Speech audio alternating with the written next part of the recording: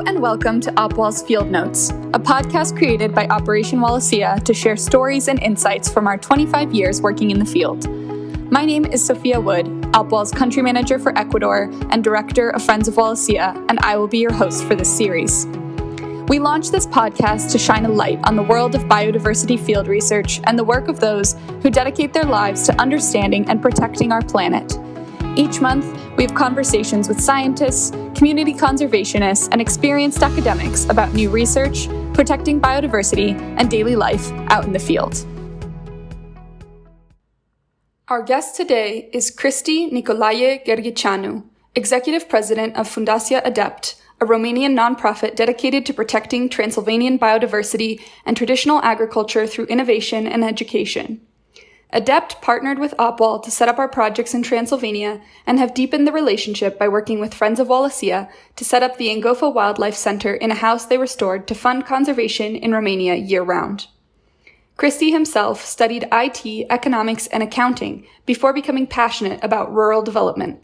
Growing up in Transylvania, he came to understand the local heritage that makes this region so special and ecologically important, and was moved to use his skills to oversee the daily operations of Fundatia ADEPT to provide value to those conserving traditional lifestyles in Transylvania. In this episode, we discuss why ADEPT was created to protect Transylvania, how to conserve natural and cultural heritage, and what the world can learn from this very special place. Hi, Cristi. Thank you so much for joining us today. Always a pleasure. So since we're taping everything from home today, where are you based right now? Oh, this is a difficult question, and quite a lot of people are asking me, My ID is in Brașov, Săcele near Brașov, where I grew up, and my family is in Mogoșoiu near Bucharest. The office is in Saskis, near Sighișoara, and then when I'm in Saskis, I'm staying with my parents in Viscri, so all over the place. Yeah, so you're just a Romanian nomad, I guess. Yes, I think so. Yes, I'm on the move all the time, and even during this COVID time, I was looking for visiting places and meeting people, and less than before, but I'm on the move. Yes. So what's been the situation with COVID in Romania? Have you guys been locked down, or have you been able to keep up your operations through this time? Yes and no. It was a mixed. A lot of events involving more than 20 people, they were all cancelled.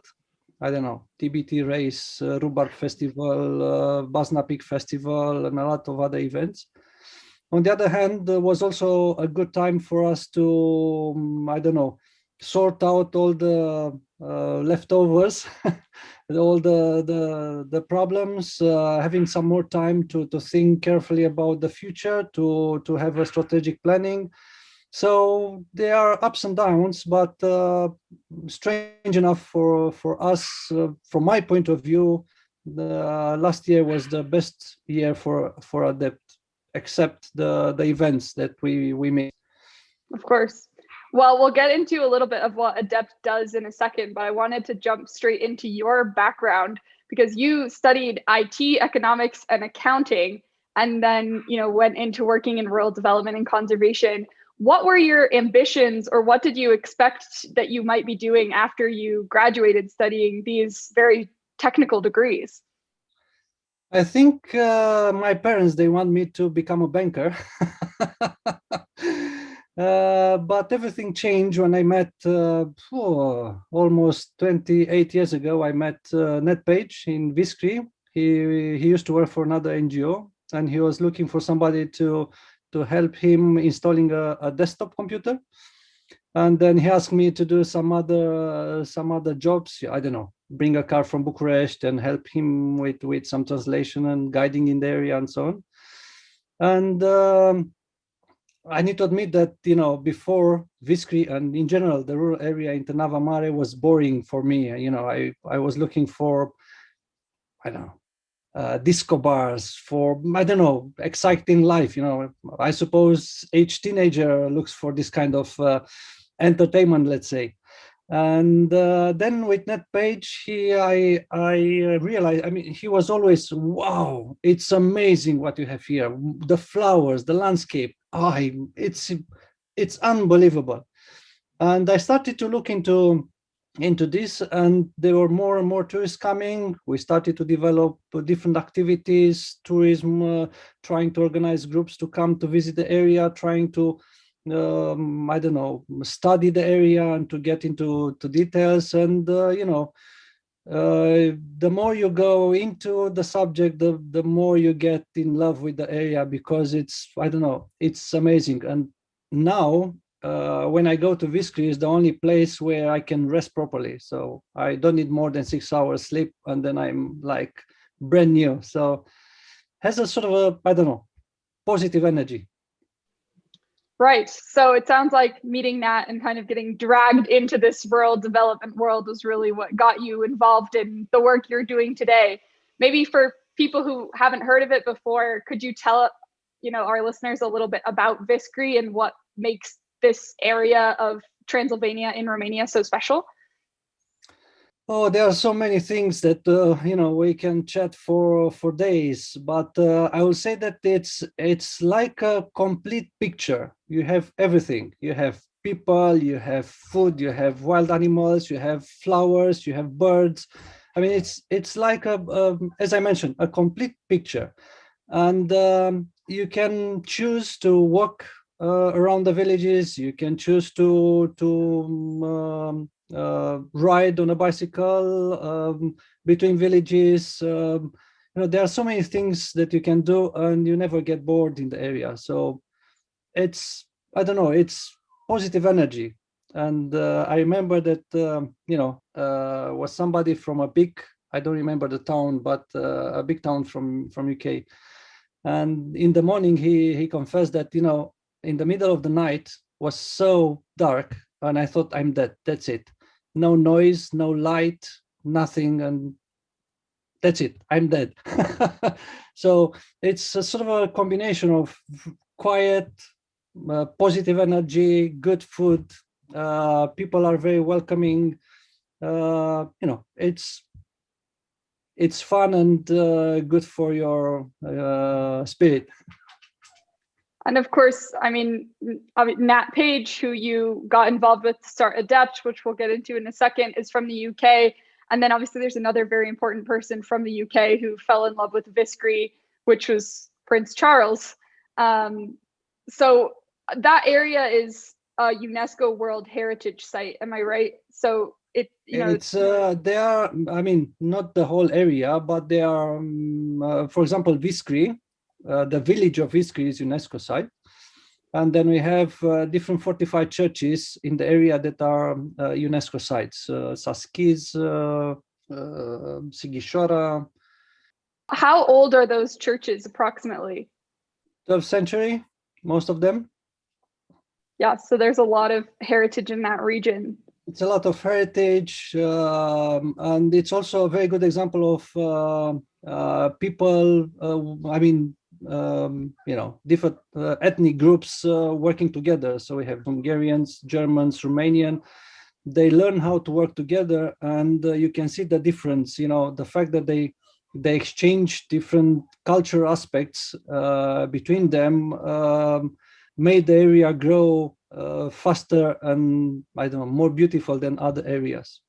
Well, so I guess that's a good time for us to talk about the work you're doing to preserve and take care of areas like Viskri and the region of Transylvania.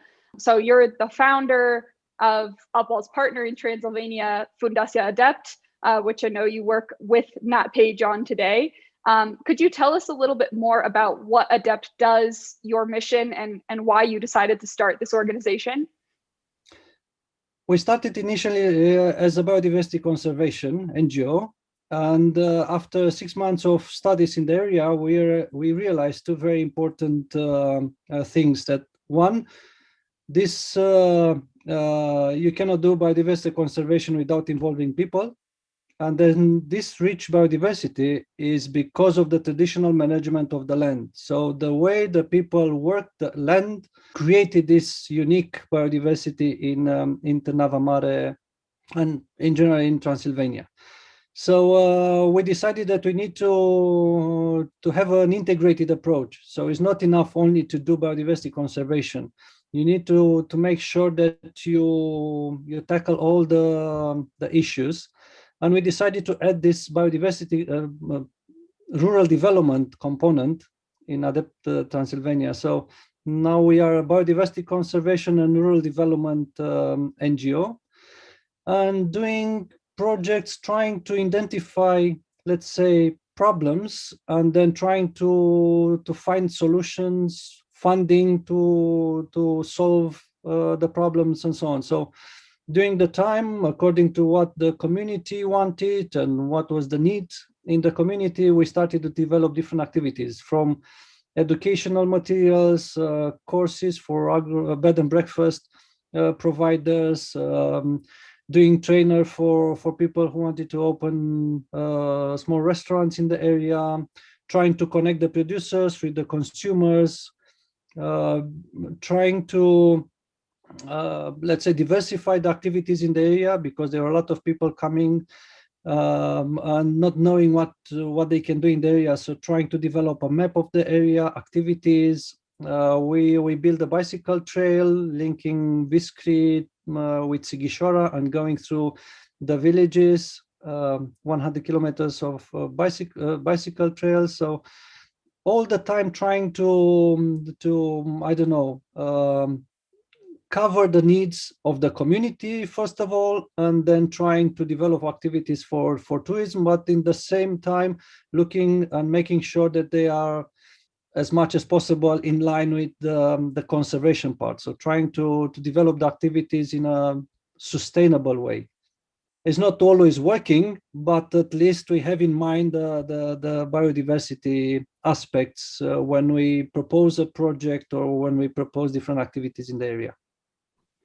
Perfect. So you guys try to basically fortify, the traditional agriculture and heritage of the region to support the existing biodiversity in the area, build up those markets, build up the interconnectivity of Transylvania.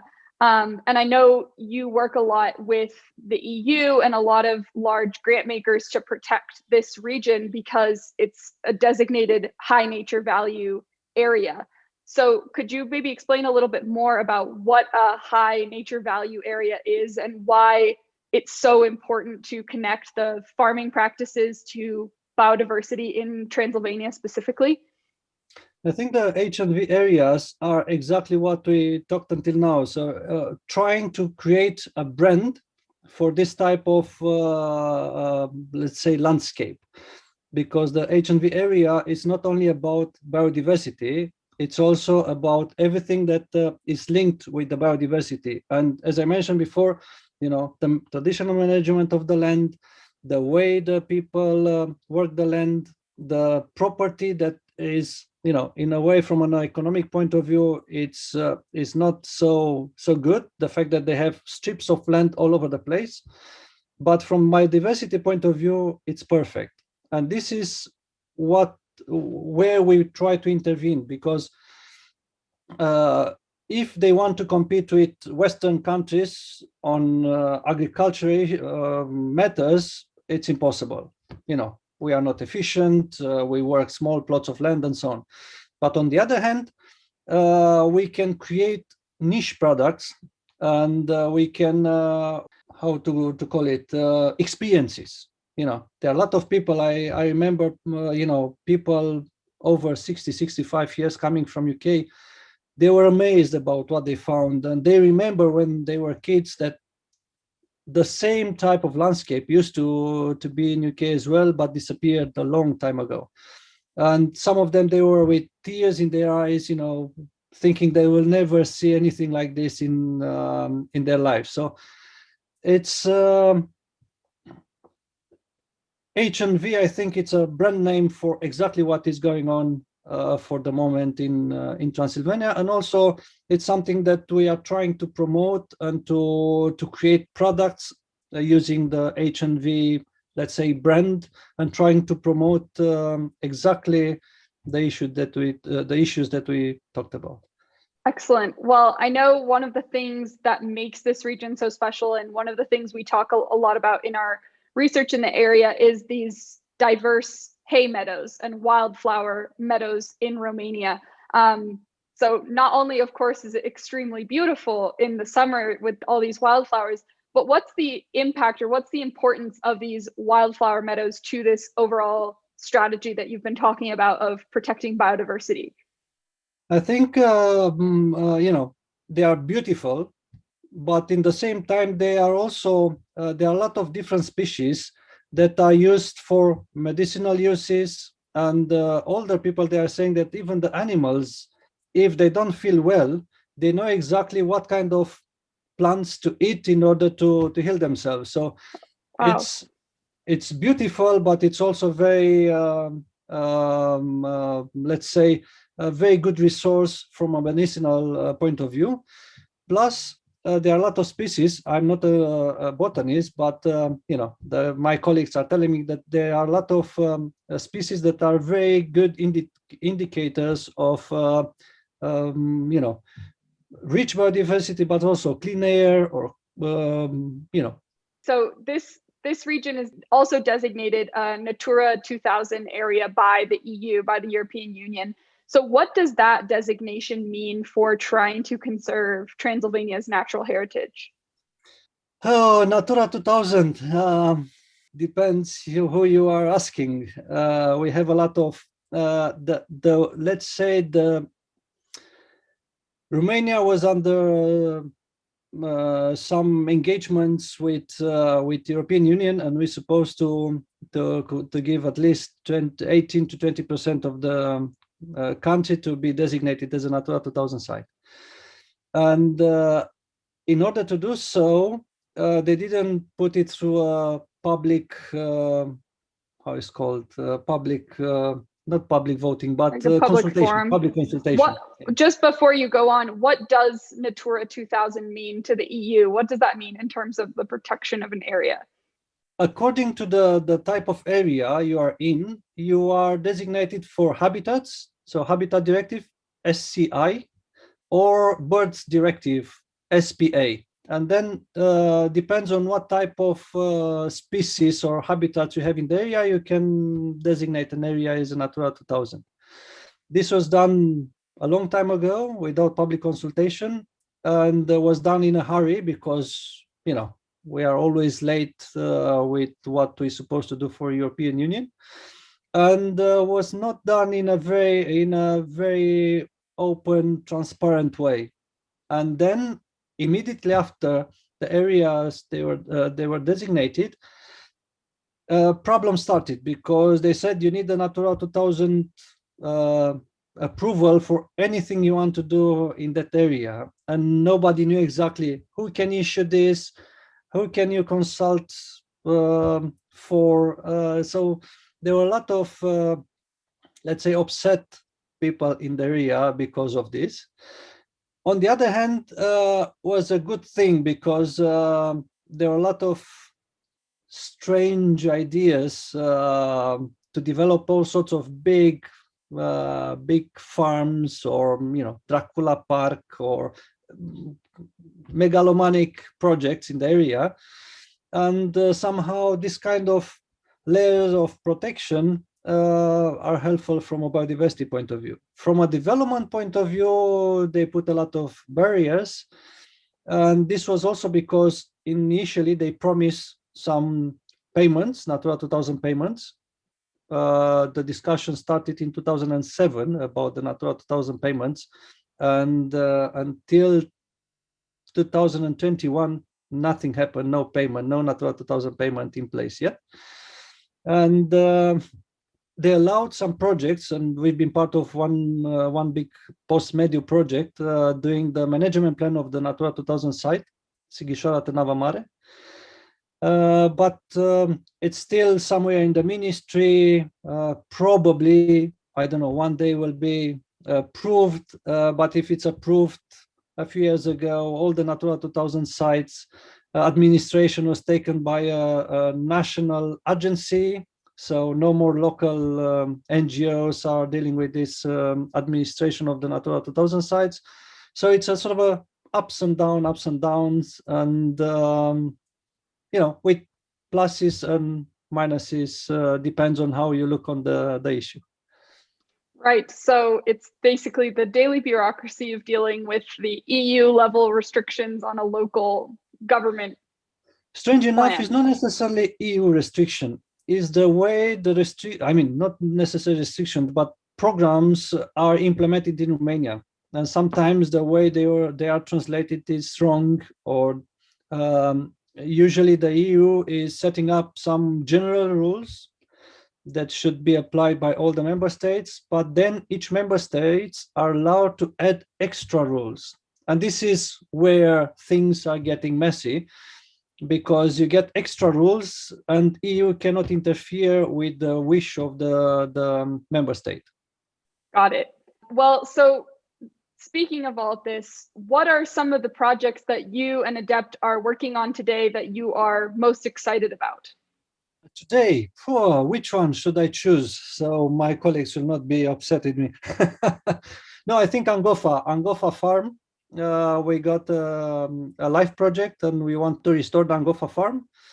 And all the activities in Angofa, the school and thematic trail and other activities, together with the beef farm and the farm itself, it's looking, better and better, and we can have a sort of a, I don't know, a nice place to go, and you can do different activities in the area. And if you don't like walking, you can watch birds, or you can watch the cows grazing, or I don't know, you can do different activities in the area, bike, hike.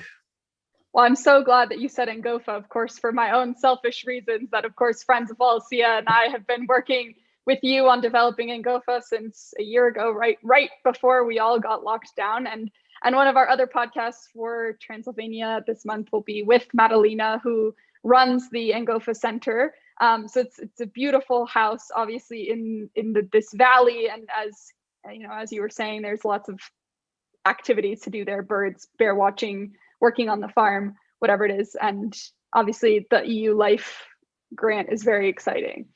And today I got a recording from BBC, and Angofa was mentioned there as well. So yes, millions of people heard about Angofa now. well, and millions more will hear here. Just kidding. Well, we'll share in the show notes the link to the BBC podcast or radio show about Angofa, because it's a project that was started a few years ago in partnership between Opwall and ADEPT, and it's obviously something that's exciting and up and coming. Are there any past projects that you have worked on? I know you particularly, but also ADEPT in general has done thousands of projects in terms of the rural development of Transylvania, but are there any projects that you are particularly proud of or would like to talk about here? I think the bicycle trail. When we started, there were a lot of, I don't know, barriers, but somehow we go through all the barriers, and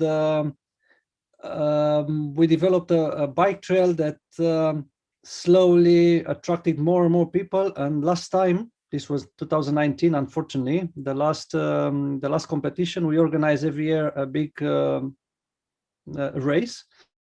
And in 2019, there were 1,500 people attending the race, which is amazing for the area.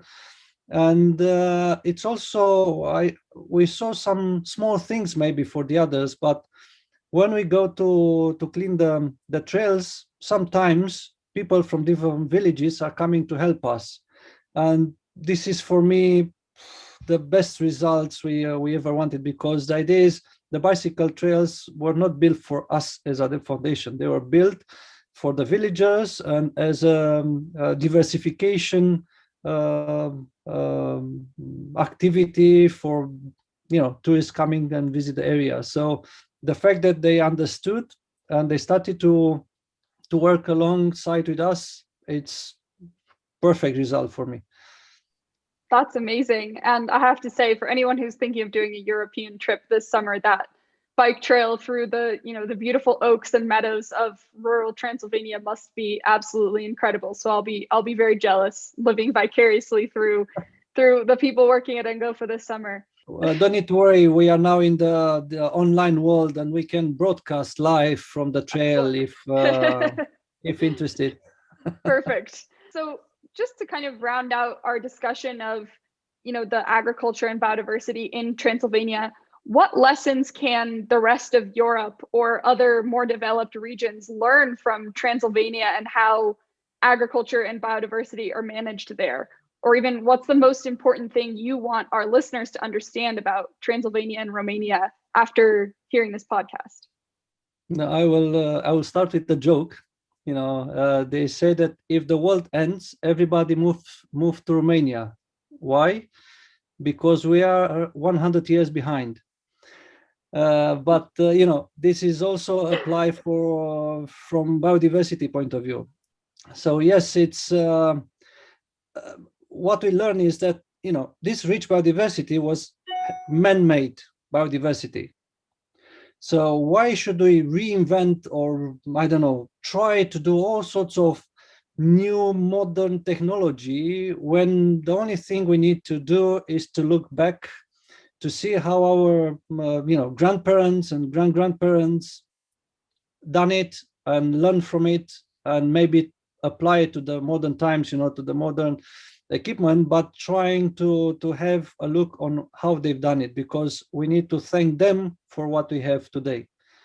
So I think it's very important, instead of just going and trying to innovate all the time, to have a look back and learn from our ancestors.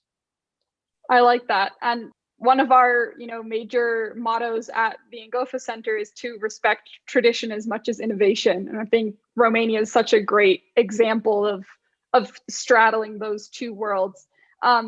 Before we kind of close out, I wanted to ask you, when you talk about man-made biodiversity, do you mean that the farming literally makes it so that there's more wildlife in Transylvania than there would be if there weren't this traditional farming? Yes, I mean, the Nava Mare used to be a Saxon area, and they were very strict rules about how they were managing the land. So usually around the village used to be, you have the village, and then behind the village, immediately behind the barns, you have the orchards, and then you have the arable land. So it's easy access. You can control better the crops. And then on steeper slopes, you have sheep grazing. And then in not so steep slopes, you have cattle grazing. So always trying to make sure that you don't destroy the land. And the idea was management for many generations, not just, let's bring the sheep here because the grass is better. So, and then it's also, the way the forest, for example, was managed. They were always creating this, let's say, patches inside. So cutting clean, but cutting clean on small areas. And then you have different types of vegetation. So in the first 2-3 years, you get a lot of wild strawberries, blackberries, raspberries, and then later on, after 7 years, it's a very dense bush, and is the best hideout for bears and wild boars. And then you do the first cutting of not very valuable species inside there. So it's a sort of a, you always make sure that you have all these layers that are, providing you a lot of resources. Wow. I think it's rare to see obviously what's so special about Romania is this European country with this managed laying practices that let you have bears and wild boars and deer just outside of major cities. In fact, people are complaining we have too many bears now, but this is also due to some, Romania sometimes can be from one extreme to another. So shooting all the bears until, 10, 12 years ago, and now no shooting at all. And some of the conservation people in the area say that the number of bears in our area, it's sometimes 5-6 times more than the area can, support. So you need always to have a balance between this. You cannot just go from one extreme to another. You always need to make the balance, and balance brings beauty most of the time. I like that. Well, and obviously we have kind of a resident bear at the Angofa Centre that visits every night during the summer. So people visiting and staying overnight might get an unexpected spotting of a bear right outside. Although luckily we have a fence obviously around the center. Well, you mentioned, you spend a lot of time traveling all over Romania and presumably in other areas and, working in the field. So what's the coolest or craziest thing that you've seen while out working in the field? I remember a very old couple. I think they were over 76, 78 people, 70 years old couple, going to do their hay, walking to their land, doing the hay. And some young people sitting, drinking beer at the bar. And I think it's such a, I don't know, crazy contrast. As a 25 years old, staying, drinking a beer, and then your grandparents doing the hay. It's crazy. Yeah, that's very different from what people expect. And in Romania, you do the hay by hand. When you're talking about doing the hay, you're not talking about a combine. You're talking about pitchforks, right? Used to be, but nowadays, unfortunately, the handmade was replaced with motorized, and this is due to the fact that the age in the area is going up, the number of people is going down. You have the same amount of land that you need to take care of, and it's more difficult to do it by hand, even though studies shows that doing hay by hand, it's much better for the land, for the birds, for everything, for the entire ecosystem. It's a lot of work though. It's a lot of work. I've done it many times. I'll do it again anytime. It's great fun, and was also a social time, because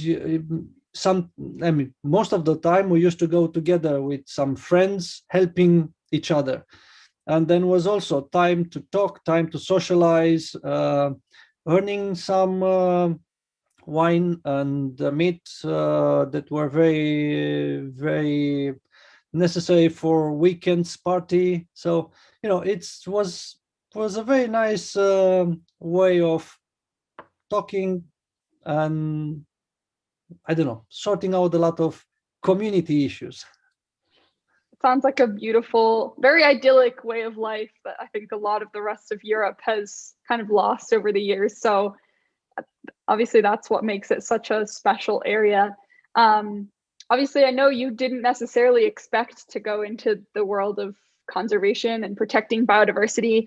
Do you have any advice for young people who are interested in starting a career in conservation or protecting biodiversity, or even advice for your younger self? I think first advice is patience. You need to have a lot of patience, and if you think that you want to earn money by doing biodiversity conservation, then biodiversity conservation is not your thing. You need to have a passion for the area, and you want to get involved, and you need to believe in this. If not, then you need to look for some other type of jobs. Become a banker like your parents wanted.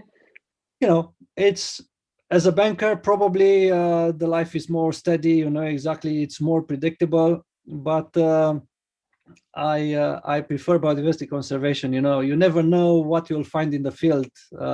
End of May, beginning of June, it's just you can spend hours in the field, just look and hear all the noises in the on the ground and on the air, and butterflies on top of the hills, and and you never know what you will see. Every day it's a new thing, and I think this is the beauty when you work in conservation. It's always something new. It's challenging, but challenges sometimes makes you think, makes you find solutions, look for new allies, and meet more people. It's fun, and it's exciting. Yes, I completely agree. Obviously, you're preaching to the choir. So to end us out on a positive note, why do you personally believe we should keep fighting to protect biodiversity and prevent climate change? And really, what gets you out of bed in the morning? I think we touched already the subject, but it's we want. I mean, I would love to think that my grandparents, grandchildren, grandchildren, they will have the chance to see what I was able to see, because if they will be locked in some concrete buildings and they will forget about biodiversity, I think the life has no purpose anymore. So we need to preserve it. We need to keep it for the future generations. And again, it's a resource that can be used in any scenario. So, and I remember something else. Somebody said, came to my parents, and they said, the wine is produced here. The bread, is done in our oven, but the pickles, it's done by us in autumn, and we keep it over the winter. Bread, jam, syrups, and all. Wow, it's amazing. If something happens and we have no electricity anymore, we are dead in a few days in the big city, because we are used to have everything on a touch of a button. Water is there, electricity is there, gas is there. But here, your life will continue as nothing happened. And I think this is what we should look to in the future, to make sure that we are resilient, that we know how to use the nature, because nature can offer all the resources we need it, but we need to respect in order to continue producing the goods that we need. I love that. Well, that's a great way to end. Biodiversity makes us resilient. Thank you so much for joining me today, Cristi. I really appreciate the time, and also your insights and beautiful pictures that you've painted for us of Romania. I hope lots of people will be able to visit this summer. And we are here waiting for you. Excellent. Well, have a great rest of your day. Thank you. Thank you. Thank you for tuning in to Opwall's Field Notes. We hope you learned something from Cristi about how nonprofits can work with businesses to create value for local communities and wildlife when they are all working together for conservation. Please do be sure to subscribe on Spotify, Apple Podcasts, or wherever you get your podcasts to stay up to date on new episodes about conservation and biodiversity hotspots around the world, coming soon on Opwall's Field Notes.